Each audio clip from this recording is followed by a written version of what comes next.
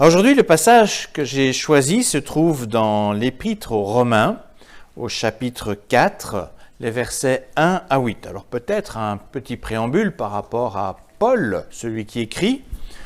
Paul, on le considère comme un apôtre, mais il ne fait pas partie des 12 apôtres qui étaient auprès de Jésus. Il a une histoire un petit peu à part. C'est quelqu'un qui est issu du peuple juif, quelqu'un qui était extrêmement engagé dans l'étude de ce qu'on appelle la Torah et de l'ensemble de la Bible juive. Il était un pharisien pur et dur. Donc il avait une vision assez rigoriste, quelqu'un qui se disait, voilà, il faut faire ça et ça et ça pour que Dieu puisse répondre à ce qu'on a fait. Donc ça, c'est un peu le point de départ de l'apôtre Paul. Et puis vous allez voir, il a complètement changé, mais il a gardé quand même cet arrière-fond de ce qu'il avait étudié dans la Torah, mais sa pensée, il l'a comprise d'une façon tout à fait différente. Et nous allons le voir, entre autres, avec ce petit extrait. Donc Romains 4, versets 1 à 8. Que dirons-nous alors d'Abraham, notre ancêtre? Qu'a-t-il obtenu par lui-même? Si Abraham avait été reconnu juste à cause des actions qu'il a accomplies, il aurait de quoi s'enorgueillir. Mais il ne peut pas le faire devant Dieu. En effet, que déclare l'Écriture? Abraham eut confiance en Dieu, et Dieu le considéra comme juste en tenant compte de sa foi. Celui qui travaille reçoit un salaire. Ce salaire ne lui est pas compté comme un don gratuit, il lui est dû. Mais quand une personne, sans accomplir de travail, met sa confiance en Dieu, qui peut rendre juste le pécheur, Dieu tient compte de sa foi, pour le reconnaître comme juste. C'est ainsi que David parle du bonheur de l'être humain que Dieu considère comme juste sans tenir compte de ses actions. Heureux ceux dont Dieu a pardonné les fautes et dont il a effacé les péchés. Heureux celui à qui le Seigneur ne compte plus son péché. Jusqu'ici, la lecture de la parole du Seigneur.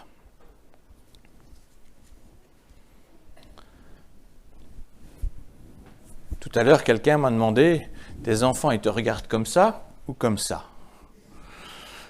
Alors, quand mes enfants étaient petits, je parle d'un temps que les moins de 20 ans ne peuvent pas connaître, il ne me fallait que quelques secondes après mon retour du travail pour m'apercevoir si la journée fut bonne ou non à la maison. Les bonjours, les enfants accouraient généralement vers moi pour dire bonjour, me raconter leur journée et surtout me montrer me montrer tout fiers ce qu'ils avaient pu accomplir de beau durant mon absence. Et si ils avaient rendu un service, croyez-moi, je le savais à ce moment-là. En revanche, les mauvais jours, le retour était plutôt calme. Pas de comité d'accueil en vue. Chacun restait dans son coin en faisant semblant de ne pas avoir entendu mon arrivée. J'ai bien semblant, parce que l'entendre, il l'entendait. Et là, je comprenais tout de suite que ça ne s'était pas passé comme il fallait. Il y avait généralement des bêtises, des disputes ou de la casse dans l'air. Ce qui distinguait à merveille ces deux situations était le contraste entre le sentiment, chez les enfants, le sentiment de fierté d'une part, ou le sentiment de honte d'autre part. La fierté permettait la joie des retrouvailles, mais à l'inverse, la honte plombait l'ambiance du retour à la maison. Ah, si je vous raconte cette histoire, et je suis sûr que je ne suis pas le seul à l'avoir vécu, beaucoup de pères ici, ou même de mères, ont pu vivre la même expérience quand ils rentraient à la maison et que les enfants étaient là. Mais si je vous raconte cette expérience de jeune père, c'est parce qu'en grandissant, nous-mêmes, en grandissant, on garde un peu, en fait, de cette attitude d'enfant à l'égard de notre Dieu, le Père. Parfois, on se sent fier et heureux de le retrouver. Et parfois, notre fierté laisse place à la honte qui nous éloigne de lui. De plus, avec le temps, ça c'est en vieillissant, on pousse le temps qui nous pousse davantage à faire un bilan. Avec ce temps, on se pose d'autres questions dans la vie. On se demande, tiens, et finalement, est-ce que j'ai globalement plus de raisons d'être fier ou plus de raisons d'être honteux par rapport à ce que j'ai fait durant toute ma vie? On se pose la question finalement, c'est notre façon de le dire, est-ce qu'on a été de bons chrétiens ou non? Est-ce que pour le Père Céleste, on a été des enfants faciles ou non? Or, tant qu'on regarde notre situation sous cet angle-là, c'est généralement en fait le doute qui va l'emporter. On ne pourra jamais vraiment dire si on est plutôt bon, plutôt mauvais, il y aura toujours un doute. On ne sait pas car en fin de compte, personne, a priori, est sans reproche. On se demande donc comment Dieu nous recevra à la porte de sa maison quand viendra le jour.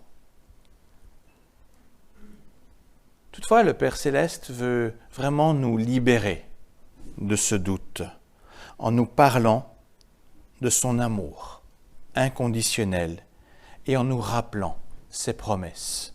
C'est ce que nous allons voir aujourd'hui.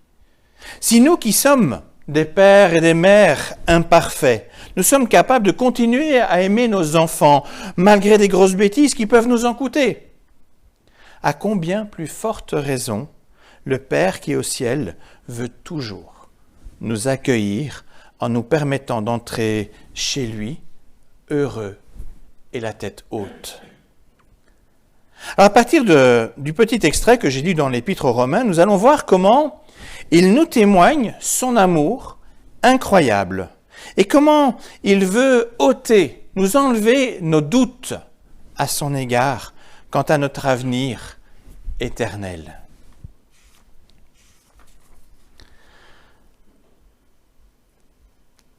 Dans toute son épître aux chrétiens de Rome, Paul, ça il faut le lire d'un bout à l'autre, c'est intéressant de le faire, mais Paul nous propose en fait une très grande démonstration, très brillante, pour expliquer comment tous ont accès au Père. Et pas seulement un peuple élu comme le peuple juif dont l'apôtre est lui-même originaire. Alors, je ne vais évidemment pas m'intéresser à l'ensemble de l'épître, mais seulement me focaliser sur le parallélisme que Paul propose entre Abraham et le croyant sans distinction d'origine.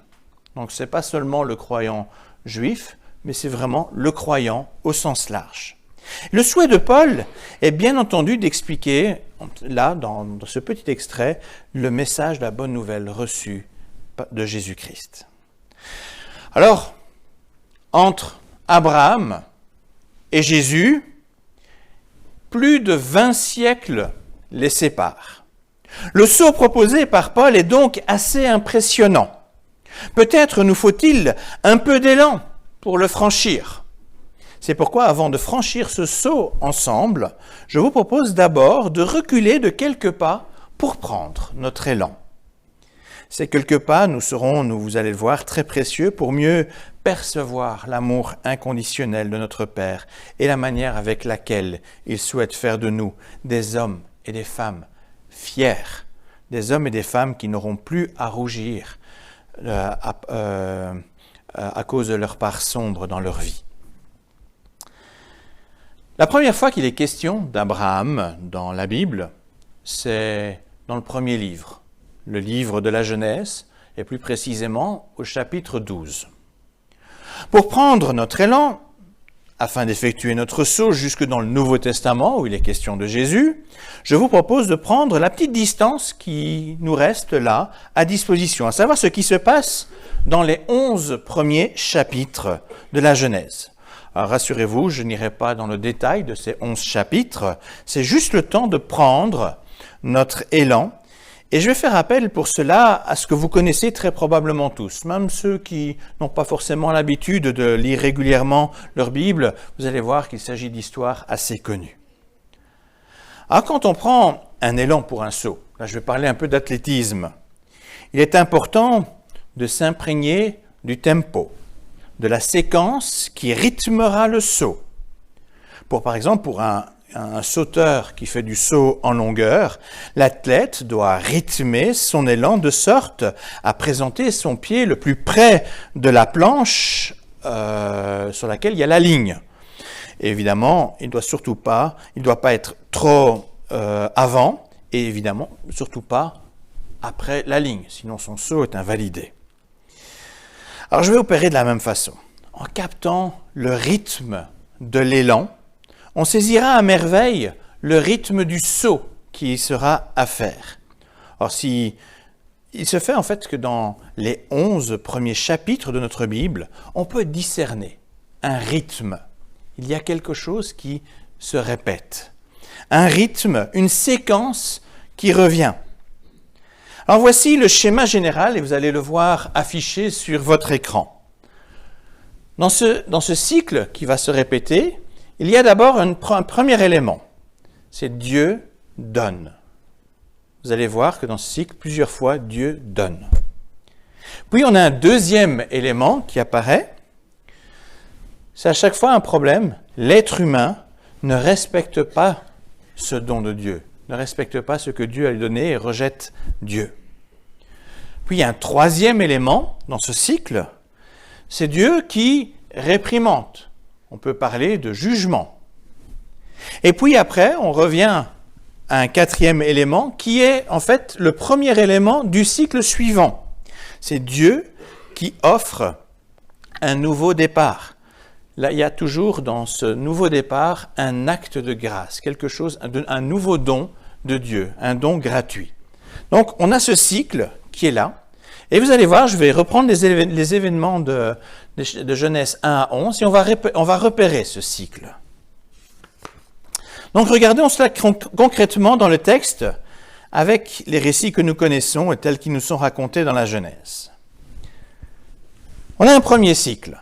Le premier élément de ce cycle, c'est Dieu donne, Dieu crée l'univers et donne la création à Adam et Ève. C'est le tout premier récit de la Bible. Puis on arrive à l'étape 2. Adam et Ève font quoi? Ils désobéissent à Dieu et ils mangent du seul fruit défendu. Ils pouvaient jouir de tout, il y avait une seule chose qu'il ne fallait pas faire. Patatras, ils sont tombés dedans. Puis on voit quoi? Dieu qui réprimande, le jugement de Dieu. Dieu intervient et il chasse l'humanité, les humains, du jardin d'Éden. Mais Dieu ne s'arrête pas là. Il y a la quatrième étape, l'étape en fait de grâce, l'étape où Dieu donne. En fait, là, Dieu donne des promesses, une promesse de victoire sur le serpent tentateur. C'est une autre façon de parler du diable. Dieu donne aussi des habits à Adam et Ève. Ils se découvrent nus et il leur donne des habits avec des peaux de bêtes qui peuvent être mis quelque part en parallèle avec les sacrifices qui vont venir après. Et puis, Dieu, malgré finalement l'annonce de mort qui était là et qui est bien présente, mais Dieu donne quand même à Adam et Ève 2 fils, Caïn et Abel. Nous avons là le premier cycle et le début du deuxième. Mais après ces dons, que se passe-t-il?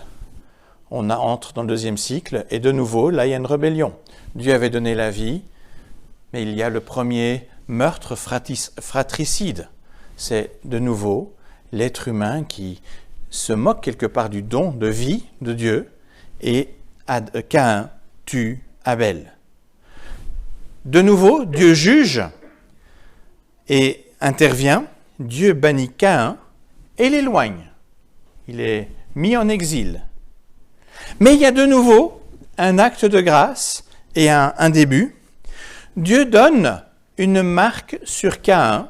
Ça, c'est un petit détail que vous pouvez aller voir dans Genèse. Dieu met une marque sur Caïn de façon à ce que sa vie ne soit pas mise en danger. Il protège malgré tout sa vie, tout meurtrier qu'il était. Et c'est pas tout. Dieu donne aussi un nouveau fils à Adam et Ève, qui s'appelle Seth. Et de cela, en fait, dans la Bible, quand vous regardez ces cycles, à chaque fois, vous avez une descendance, qui est après tout un passage qui donne une descendance. C'est ça qui permet de voir ces cycles.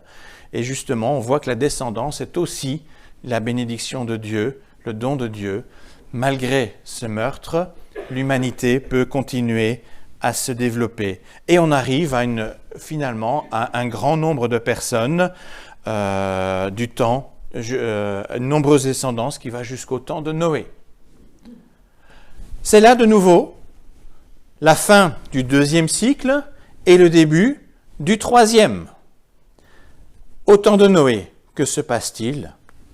Les hommes se tournent de plus en plus, les hommes et les femmes se tournent de plus en plus vers ce qui est mal. On recommence un cycle. Dieu intervient. Un des jugements les plus terribles qu'il y ait eu, le déluge. Mais Dieu donne aussi sa grâce. Il permet à la famille de Noé d'être sauvée avec l'arche. Et c'est pas tout. Il conclut une nouvelle alliance avec l'humanité entière et avec la création. Il y a une conclusion d'alliance et l'arc-en-ciel est ce signe d'alliance. Donc là, je viens de finir finalement mon 3e cycle et je commence le début du 4e. Qu'est-ce qu'on voit après Noé? On voit que l'humanité de nouveau grandit, mais se rebelle vis-à-vis de Dieu. Et on a l'épisode de la tour de Babel.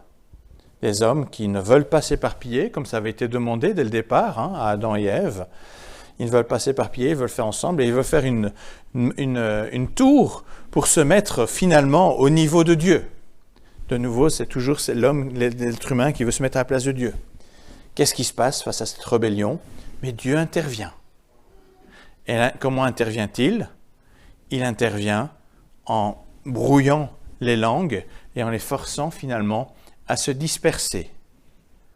Et ensuite, on arrive au bout de nos chapitres, au bout du chapitre 11, et on peut se demander qu'est-ce qu'il y a. Donc ici, je viens de parcourir rapidement les 11 premiers chapitres, et on peut se demander, mais finalement, quelle est la nouvelle étape? Où est la grâce de Dieu après tout cela? On a l'impression qu'après la tour de Babel, c'est fini. Pas du tout. En réalité, à ce moment-là, la foulée de notre élan s'allonge pour aboutir sur l'histoire d'Abraham. L'acte de grâce, c'est l'histoire d'Abraham. Le nouveau départ proposé par Dieu est la promesse donnée à Abraham de faire de lui un peuple nombreux et lui donner un pays pour vivre. Et nous le savons bien, Abraham est devenu de fait le père du peuple juif, peuple par lequel Dieu a choisi d'accomplir son grand projet d'amour. Alors tout ce qui est raconté dans la suite de l'ensemble de l'Ancien Testament est l'histoire du peuple issu d'Abraham qui lui aussi en fait expérimente le même cycle que par le passé. Les cycles ne s'arrêtent pas encore. Et donc on arrive là, donc le choix d'Abraham c'est le début du 5e cycle. Il a avec la promesse d'une descendance, et effectivement, la descendance devient très nombreuse. Vous avez toute l'histoire en Égypte, avec ce peuple qui grandit. Mais dans cette histoire, qu'est-ce qui se passe à un moment donné? Ce peuple rejette de nouveau Dieu. Il ne veut pas l'honorer comme son seul Dieu. Et on en arrive alors au jugement de Dieu, comme il l'avait annoncé. Ce jugement, c'est l'exil. Il y a eu d'abord un premier exil au 8e siècle, un deuxième au 6e siècle avant Jésus-Christ. Mais il y a l'exil du peuple. C'est là la punition. Alors maintenant que nous avons pris notre élan, en regardant un petit peu cette histoire telle qu'elle nous est racontée, il est temps d'effectuer ce fameux grand saut avec l'apôtre Paul. Parce que l'amour de Dieu est vraiment inconditionnel. Parce que sa patience est au-delà de tout ce qu'on peut imaginer. On se rend compte que tous les nouveaux départs proposés dans le passé annoncent une nouvelle opportunité, des promesses de vie qui sont toujours plus glorieuses que les précédentes. On voit vraiment un crescendo dans ce que Dieu va proposer. L'amour du Père céleste se manifeste en proposant un nouveau départ.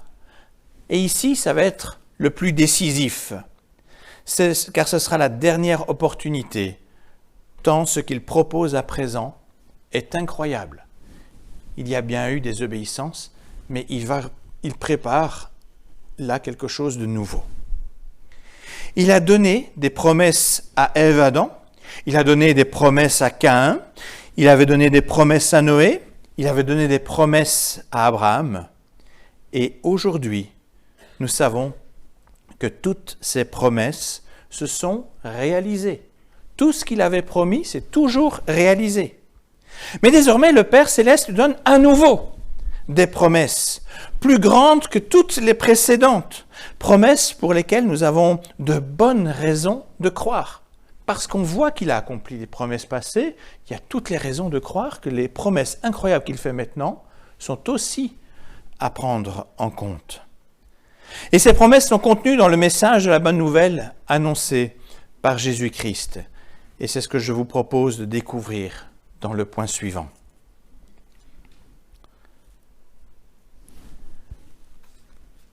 Tous les cycles que je viens de vous raconter témoignent d'un point commun.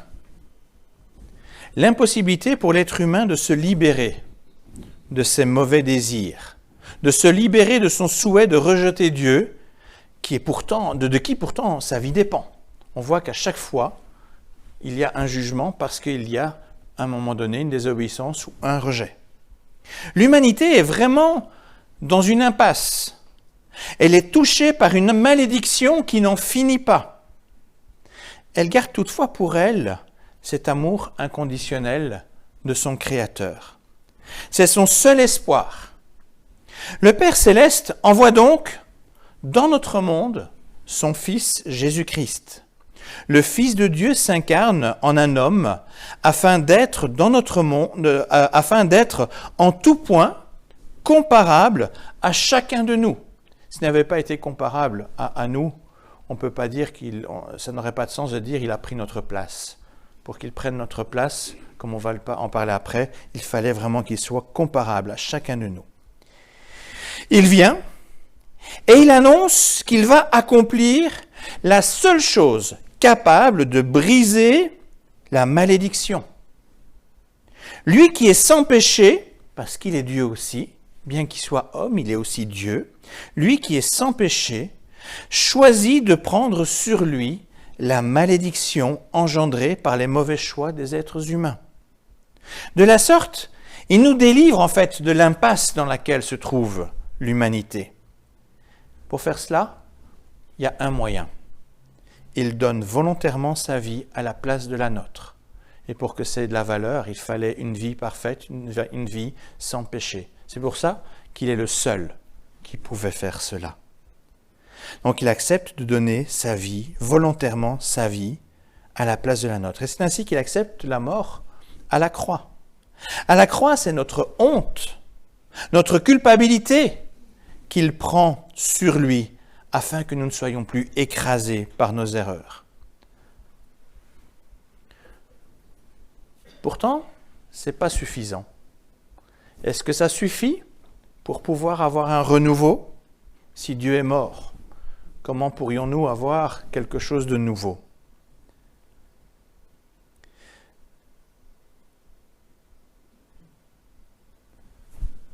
Dieu ne veut pas s'arrêter à ce cycle.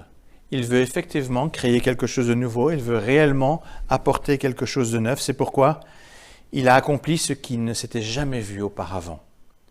Parce qu'il est en fait l'unique Dieu tout-puissant. Il a vaincu la mort en ressuscitant son Fils le matin de Pâques. Ça ne peut nous paraître un peu complètement fou, complètement irrationnel, et pourtant on a le témoignage quand même de 500 personnes différentes qui ont vu le Christ, ont vu Jésus ressuscité, alors qu'il était bel et bien mort à la croix, qu'il avait été mis au tombeau. Cette résurrection, en fait, est le renouveau le plus incroyable qu'on puisse imaginer. C'est le nouveau point de départ avec, en ligne de mire, de nouvelles promesses. Nous avons là On se retrouve au point 4.1, le départ d'un nouveau cycle possible. En effet, la résurrection du Christ nous montre clairement qu'il existe une vie éternelle. Si Jésus n'était pas ressuscité, pourquoi croirions-nous qu'il y a quelque chose après la mort? Non, il me montre là qu'il y a bien quelque chose après la mort. Même après la mort de notre corps présent. Depuis le début de l'humanité, en fait, Dieu a toujours proclamé qu'il désirait la vie. À chaque fois, ses promesses, ses renouveaux sont toujours des renouveaux de vie. Mais là, il la rend plus concrète comme jamais auparavant. Ce n'est pas simplement des promesses de vie ici-bas, mais c'est aussi ici la promesse. C'est quelque chose qui touche à la vie éternelle. Le jour de Pâques, alors qu'il avait été quelque part mis un peu au pilori, à la croix, avec la honte du péché, mais là Jésus est sorti heureux et la tête haute du tombeau en ayant vaincu le pouvoir de la mort et donc le pouvoir du péché. Le monde nouveau que Dieu propose est désormais un monde où ni la mort ni aucune malédiction ne sont à craindre. C'est un monde uniquement régi par les bénédictions de ce Père dont l'amour n'a pas de limite. Alors même si avec Christ ressuscité, Dieu a quelque peu anticipé le renouveau, ce n'est pas seulement une promesse quelque part, il y a déjà quelque chose de concret. Nous sommes pour notre part encore quand même dans le cycle qui précède. Ce monde nouveau est pour nous une promesse, avec bien sûr la résurrection du Christ en gage de son accomplissement. On voit déjà, parce que la promesse était tellement grande, qu'il nous donne quand même déjà quelque chose pour que nous puissions y croire. Mais comment se saisir de cette promesse? Comment savoir si nous avons notre place dans ce monde nouveau? C'est pour répondre en fait à cette question que Paul cite l'exemple d'Abraham. Qu'est-ce que le Dieu d'amour a pris en compte à son sujet? Son obéissance ou autre chose? Pour répondre à cette question, Paul reprend en fait un verset de Genèse 15:6 où il dit « Abraham eut confiance en Dieu et Dieu le considéra comme juste en tenant compte de sa foi. » Et pour bien montrer que la foi est le point capital, l'apôtre explique que l'appel à obéir à certaines choses est venu en fait seulement après cette déclaration. Par exemple, la circoncision, il en est question après Genèse 15, mais pas à ce moment-là. Ce n'est donc pas l'obéissance d'Abraham qui a été prise en compte pour être déclaré juste devant Dieu, mais bien la foi dans les promesses qu'il avait reçues de Dieu. Ce qui fut vrai pour Abraham l'est aussi encore aujourd'hui pour chacun de nous. Dieu déclare juste celui qui croit en Jésus-Christ. Si nous reconnaissons qu'il est mort à notre place pour nos fautes, qu'il est ressuscité pour être le premier à entrer dans le monde nouveau que nous espérons, et qu'il nous prépare une place, alors, dans sa grâce, Dieu nous déclare totalement justes. Ce n'est pas une balance mitigée, ce n'est pas des doutes, non, c'est totalement juste. Et cela malgré toutes nos erreurs, malgré notre péché, malgré nos rejets passés. Notre fierté, alors, ne dépend pas de ce que nous avons accompli ou non. Ça ne dépend pas de notre obéissance, ça ne dépend pas de comment on a vécu notre vie jusqu'à maintenant. Non. Si cette fierté, si c'est de cela que devait dépendre notre fierté, mais devant la justice de Dieu, il n'y a personne en fait qui tiendrait le coup.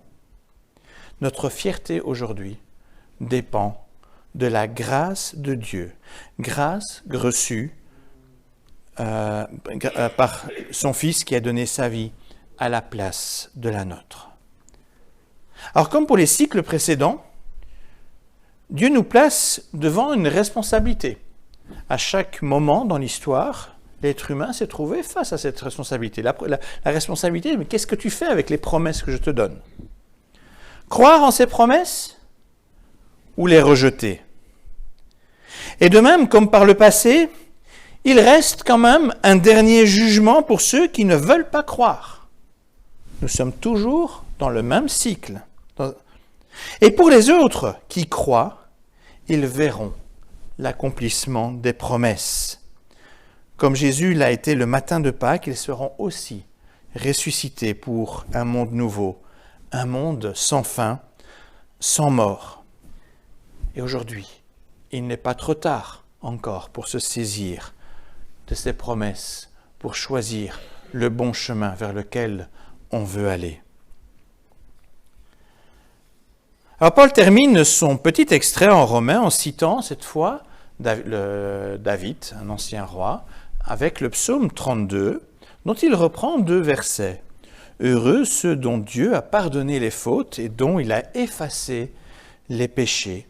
Heureux celui à qui le Seigneur ne compte pas son péché. »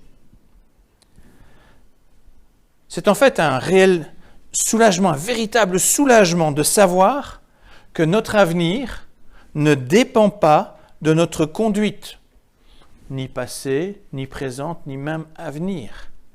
Mais bien, notre avenir dépend de la grâce de Dieu. Quiconque à la foi dans les promesses de vie et croit en Jésus par qui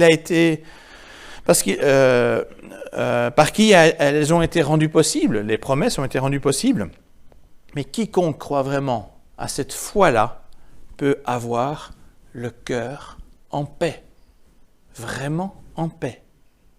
Il n'a aucune crainte à avoir à l'égard du Père, aucune honte même pour ses erreurs. Tout a été réparé avant même que nous nous trouvions devant lui.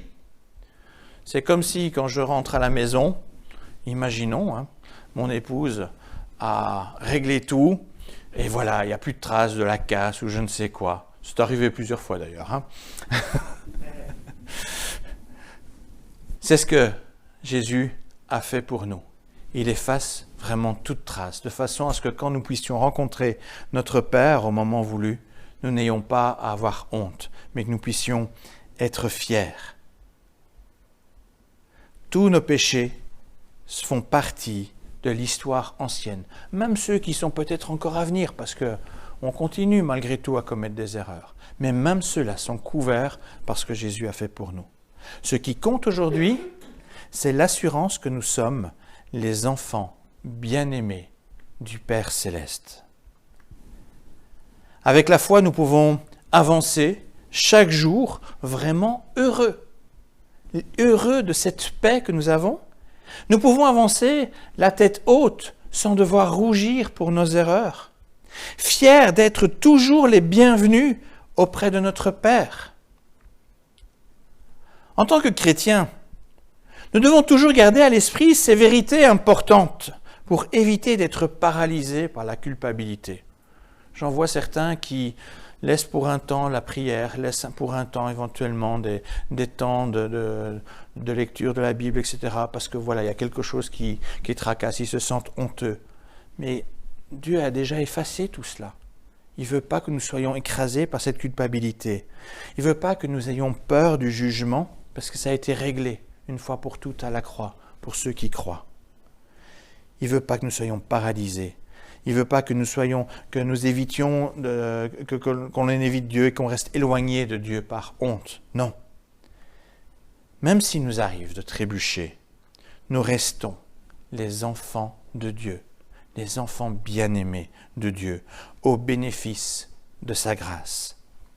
De la sorte, rien ne peut en fait voler notre joie, notre bonheur, notre paix, notre communion avec le Père Céleste.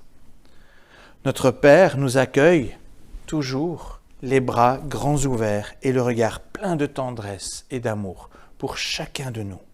Alors soyons fiers d'avoir un tel Père. Gardons la tête haute et avançons sur le chemin de bonheur qu'il a préparé pour nous. Que rien ne vienne voler notre joie d'être ainsi aimés de Dieu. C'est dans ce bonheur et cette joie que nous trouverons alors la motivation de servir et louer notre Seigneur et Sauveur pour ce magnifique plan que je viens un petit peu de vous proposer ici en grande ligne, pour ce magnifique plan qu'il accomplit avec tant d'amour. Amen.